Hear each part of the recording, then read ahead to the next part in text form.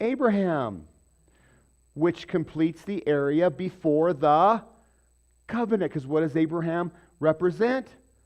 The covenant. So see the two groupings of 10? Actually, right there, there's 4 groupings of 10. So we see this pattern, and this is what I can't stress enough to you guys. Hebrew prophecy is pattern, pattern, pattern, pattern. The Greek philosophy of prophecy is foretell, prediction, but that's not the Hebrew mindset. All right? So God allowed a full measure of time and accountability before he acted. Now, we go to another number, and that is the number 70. Where did we see that before? The 70 nations. It's a fullness, but on a larger scale. Anybody else know of another 70? Okay. What about the elders and the helpers to Moses? Yep. Okay. So it's a fullness on a larger scale, a complete period or judgment or restoration. So we have the 70 elders of Egypt. We have the 70 nations in Genesis chapter 10. How long were the children of Israel in Babylon? 70 years. Okay. And what else do we have in Daniel when he talks about the history of the world? 70 weeks. And how many weeks have passed? 69. There's one more week that we have to have, and it is the last week, which is the 7 years. And Revelation tells us that that final week of Daniel is the 7-year tribulation. Why is it in consecutive order? Because there's a little pause in there for this mystery called the church. So if 10 is a complete unit and 70 looks like the complete fullness worked out in history among people, nations, and kingdoms, if we take 7 times 70, I think Rady mentioned that, we get 490. That's another coinky-dink number. Have you ever heard of 490 before?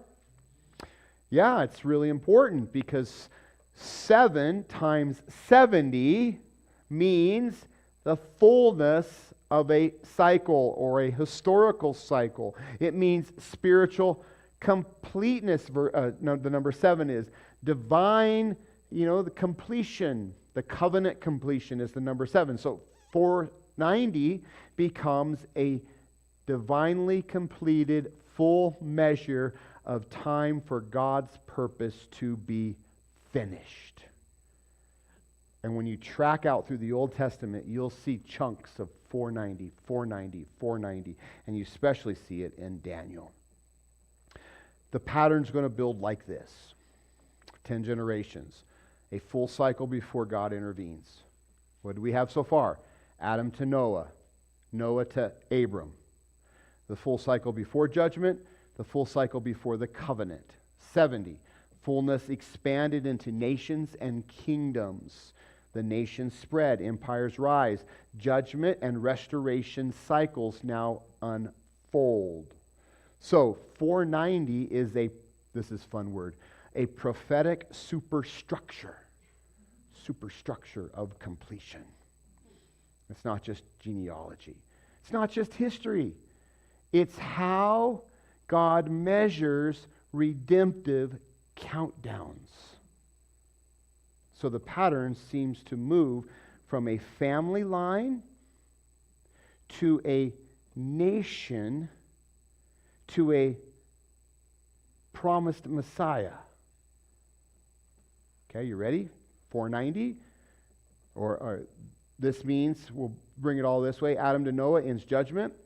Noah to Abraham ends in a calling, an Ever, a Shem, to the covenant to Abram.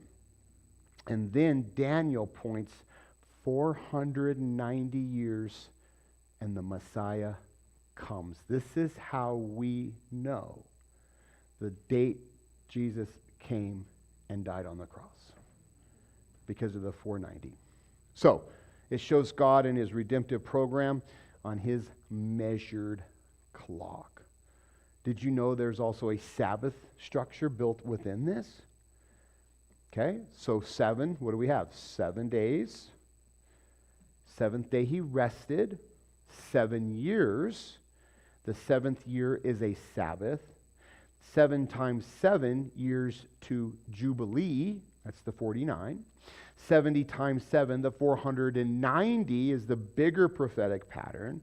So 490 isn't just math. It fits the whole Bible structure of when God is ordering time in sacred cycles. Pretty cool, huh?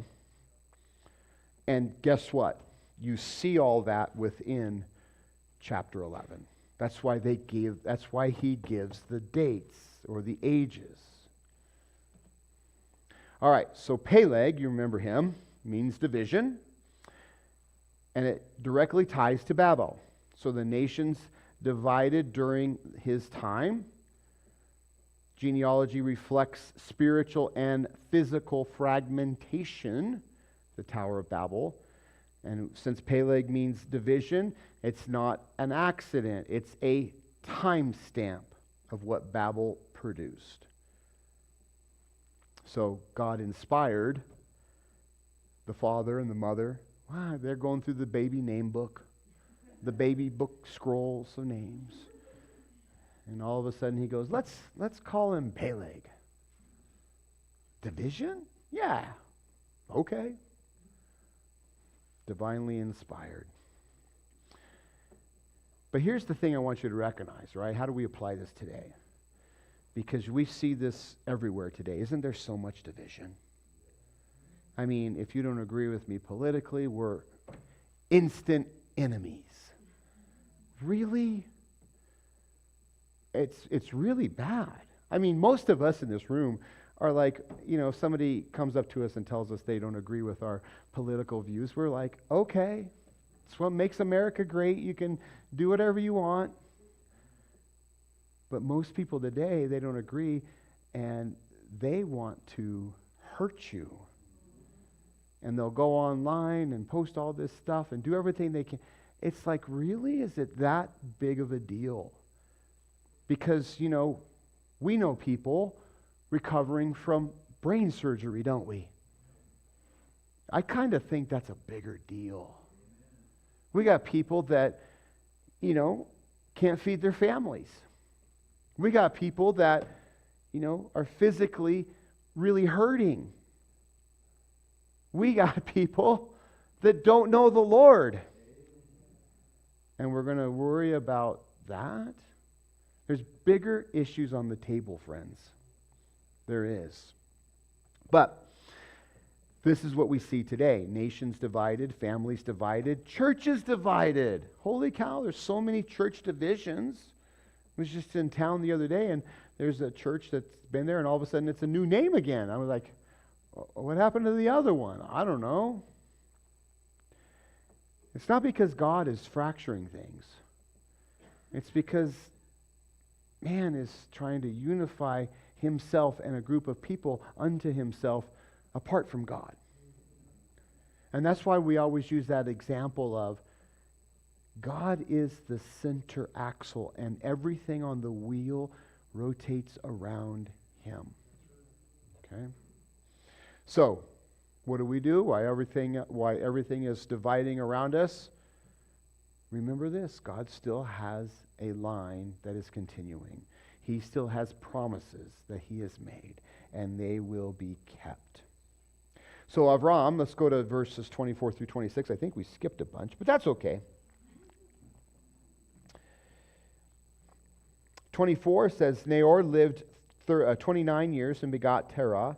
After he begot Terah, Norah lived 119 years and begot sons and daughters. Now Terah lived 70 years and begot Abram, Norah, and Haran. Okay, so Abram, we're going to pause there because he's the important guy. And again, there's no dot in there, so you might pronounce it Avram. And it means exalted father. Could you imagine naming your kid exalted father? That kid better exalt me as its father. But here we have the introduction of Abram, and we have a big shift in the story of Genesis. If you've been tracking along so far, we finally arrived to Abram. I want you to know this too, because when we look at the genealogy, it's going to bring it down to this one person, from a nation to a one chosen man, to build a nation, to refocus back in on one chosen man. But here's the difference between that Jesus and Abram. Abram wasn't perfect. In fact, he is not doing very well at the beginning. And we see he makes mistakes along the way. So God doesn't start with a perfect man. He starts with a chosen man. There's no resume given. There's no credentials. God just called and gave a promise to this man. Now you might be saying, well, why? We'll look at that here in a moment. But first, Deuteronomy 7, it says, God chooses Israel not because they're great, but because of his love and his purpose. That should bring you a lot of comfort right now. Because if you're like me, you're not perfect. And it gives us hope because God still loves you. He still chooses you. He still died for you. We're so busy about trying to be perfect. I've had so many conversations with people that have said, God will never choose me because I've done so many bad things. And the Bible doesn't teach that at all. The Bible actually teaches the opposite. I mean, nobody's perfect. Romans 9 says God's purposes stands by his choosing, not by human effort. That should bring comfort to you too. Because we're not perfect. And I don't think God expects us to be perfect. I mean, we're told in Romans that there's no righteous one. There's no not one. Anyone who says they have no sin, he lies. That doesn't mean we go into that ditch of whatever, free, let's just go for it. We got the grace of God. That doesn't mean that either. We still pursue righteousness. We still pursue holiness. But because of our pursuit, that doesn't make or break us getting into heaven. We get into heaven because God so loved the world that he sent his only begotten Son for you. And if you would believe and receive him, you will have everlasting life. So let's look at some reasons that God chose Abraham. He chose because he just decided to. He wanted to start a covenant line of grace. And he knew that Abram would respond in faith. Abram's now defining trait is that of faith. And you read through it, there's a lot of things he's called to do that take huge faith. And guess what? He trusted God before he understood. God said, get up, let's go. Where are we going? I didn't give you that information. I said, let's go. Okay. Take your only son up on the hill. We're going to offer him as a sacrifice. But God, how is that going to work? I thought you were going to give me this promise through him, and now you're going to kill him? He just said, what? Okay. See, guys, we often don't trust God because we don't understand. We don't have comprehension. When you say to somebody, Jesus died for you, and if you receive him, you're saved, and they go, okay, that is faith. When you say that same message to somebody else, and they go, well, how does that work? That's not faith. That's expecting understanding before they believe. In reality, there's a lot of things in this world that we trust that we can't fully explain. Can you fully explain gravity? We understand it. We see it at work. But can you really understand it? Can you really understand the wind? And why, when you're sitting around the campfire, it blows the smoke right in your face? And then you move and it follows you? Can you understand electricity? I'm an electrician, so, it's still classified as a theory. We know it works. We don't know how it works. Can you fully explain how an airplane flies and stays up there? Dave may think he can, but he doesn't fully understand it. He may get some ideas about it. He may have a general concept of how it works. But we take those same principles and we apply it to other things, and they don't cross over. So I guess I don't really understand. Can you guys explain and fully understand why every morning the sun comes up? No. Can't fully comprehend it. So my point is this. We can't carry that to God, folks. There are some things that we cannot fully understand. We are the creation. And there's no way that you can fully comprehend the Creator. Doesn't work that way. He was also detachable, meaning God can move him. God said, let's go. He said, okay. God said, let me shape you a little bit. He said, okay. And he said, I'm going to build something new through you. He says, all right. So he was detachable. Abram becomes a model of walking with God. And that's what this is all about. Not just following rules, but having that relationship with God. So God chose Abraham not because he was the best. Not because he would, be a mighty man and do marvelous things. No. He chose Abram because Abram would believe him. He would follow him. He would carry the promise. So, God chose Abram so that he could show what he can do through someone who simply believes in him. That is huge. Don't miss what I just said. God chose Abram because God could use him to show the world what God could do through a willing person who trusted God. So do you want to be chosen by God? Well, remember this. You don't develop those traits to be chosen. You respond with these traits because God is calling. So one more time, I'm going to bring this home for you guys. What Abraham shows and what we are to follow or imitate. Faith before understanding. Hebrews 11:8. He went not knowing. For us, when God says move, when he says speak, we get up and we go. We follow, even if the picture isn't clear. For us, we are to imitate a willingness to leave what is familiar. Genesis 12, leave your country, your people, your father's house. Leave them.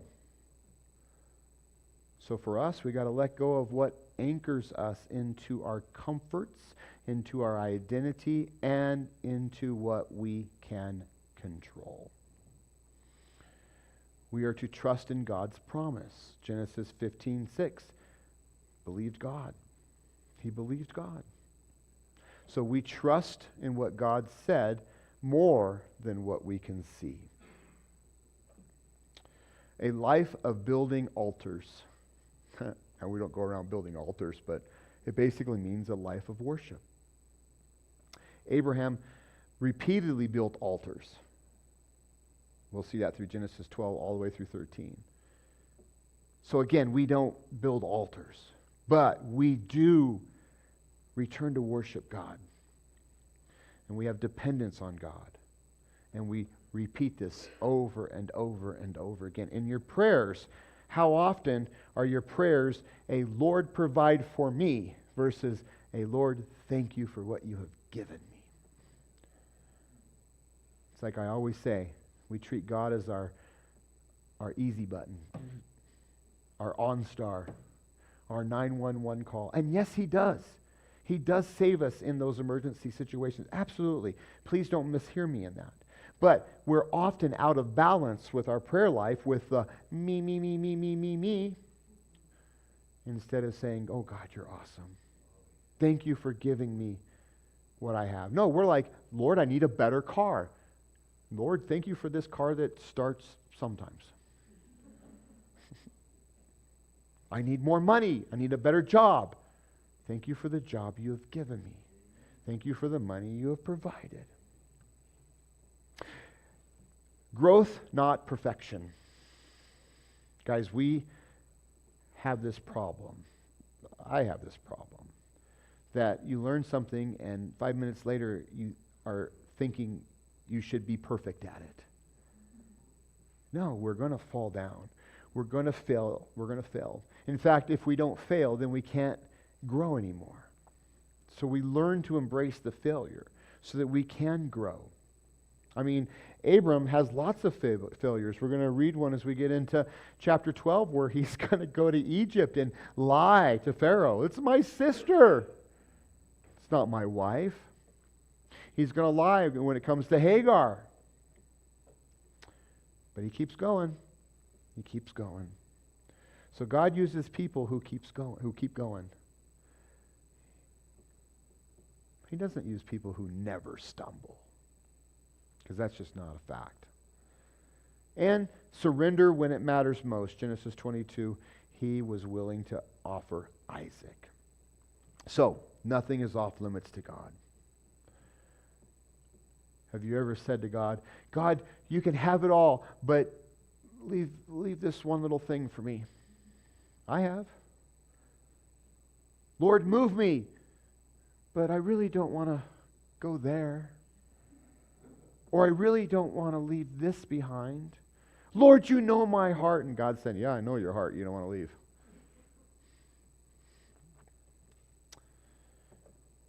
Verses 27 through 31. This is the genealogy of Terah.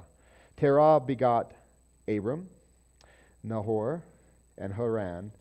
And Haran begot Lot. Oh, sound familiar?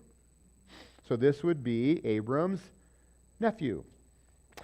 And Haran died before his father Terah in his native land, in Ur of the Chaldeans. Then Abram and Norah took wives, and the name of Abram's wife was Sarai, and the name of Nahor's wife was Milcah, the daughter of Haran, the father of Milcah, and the father of Iscah. But Sarah was barren. She had no children. And Terah took his son Abram and his grandson Lot, and the son of Haran, and his daughter-in-law Sarai, and his son's Abram's wife, and they went out with them from Ur of the Chaldeans to go to the land of Canaan, and they came to Haran and dwelt there. So the days of Terah were 205, and Terah died in Haran. So Ur, it means flame, fire, and very possibly named after a pagan worship. So it was a big, big pagan city. So again, what do we see? Abram doesn't come from a church family. He comes from a very wicked environment. He came out of Ur, a place tied to false worship, system religion, culture idolatry, Babylon. And that should immediately break the idea that God only calls people with clean backgrounds. Doesn't do it. But notice this. Haran starts his journey towards Canaan. And he stops halfway. This is partial obedience, by the way. Abram's going to follow suit. Haran becomes a place of settling instead of continuing on. And we see this all the time. We experience this all the time. People leave something behind. They start to move towards God, and they settle halfway. Because really following God can be uncomfortable. You've seen it. People start out, we call them Alka-Seltzer Christians, right? Plop, plop, fizz, fizz. But guess what happens? It fizzles out all the time. People say, I'm going to come to this Bible study, and they show up a couple weeks, and then they make it, well, in that case, a 64th of the way. You know how many times people have said, hey, you should do this on Wednesday. Okay, we'll do it. And they come for a couple weeks and then they're gone. The very ones that really wanted it, they aren't here today. And then somebody will come, do a couple, and then they're out again. And that's just one example, because we could take that same idea and apply it all towards our whole entire spiritual walk with God. We start reading the Bible, right? At the beginning, January 1st, we're all going to read the Bible every day. How many of us are doing that today? I'm going to pray every single day. We get comfortable. We get halfway. And the enemy's hard at work with this too. Because the enemy wants to throw every distraction, every obstacle, every slowdown he can at you. I'm going to come to church on Wednesday. Oh, I worked hard today outside and I just need to take a break and stay home. Or I got so many chores to do at home. The weather's turning. It's getting nicer. I got a lot to do. You start backing off. This is where people like to say, I've gotten out of the habit of going to church. First of all, church should have never been a habit. It's a lifestyle. It's like saying, did you get out of the habit of eating? Because church and the Word of God is spiritual food. So, don't settle halfway. Because partial obedience, it feels like progress, but it delays the purpose. Delays. How many of you guys can think back and go, I wish I would have started something a year ago, 2 years ago, 50 years ago? Yeah. Doesn't matter. Doesn't matter. You fill in the time frame. The point is like, where are you at with that? But guess what? Today you can start. Just don't say that again in another 50 years, 25 years, 10 years, 5 years, 1 year, 1 week, whatever. So, partial obedience feels like progression. Feels like, yeah, we're going strong for God. But I came so far. Look at how far I've come. I don't care. You haven't reached the final purpose. You got to keep going. And then Abram will have to continue the journey his father did not finish. That's a strong real-life pattern. Sometimes God is calling us to finish something, what a previous generation started but didn't complete. One more side note. Sarai. Oh, this is going to be cool. You know what the meaning of Sarai means? The root is ruler or prince. The ending, Sarah, so Sar, S-A-R, is ruler or prince. The A-I at the end is my. Her name literally means my princess. That's so cool. Now, here's what's even cooler. When God changes her name, we still got the same root, Sar, but instead of A-I, we got A-H.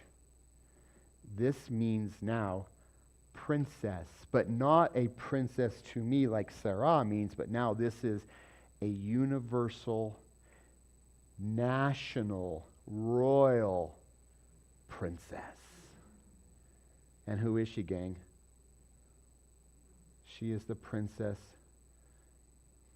to Abram the father. The two are the king and princess of the covenant of the Hebrews. Pretty cool, huh? So as we close today, the question was, are you building your life, and this is building from last week, through systems you control, or walking in the line of God's establishing, walking in alignment with Him, walking in the line that He is establishing for you? Genesis chapter 11 answers it clearly. Babel builds a system and stops at self-made identity. But Shem will carry the true name forward. Abram then steps into a calling that he didn't create. He simply received. And God is not asking you to build something impressive. He's not asking us at this church to build something impressive. He's simply asking us to follow something eternal, and that is the calling of the Lord. That's why I say the greatest work you can do is to do what God has called you to do. Not a good work, a great work, to fulfill his calling. So what do? Well, we stopped trying to make your name, and we stepped into what God has called us to do. That is Genesis 11. And how in the heck did we get that out of a bunch of names?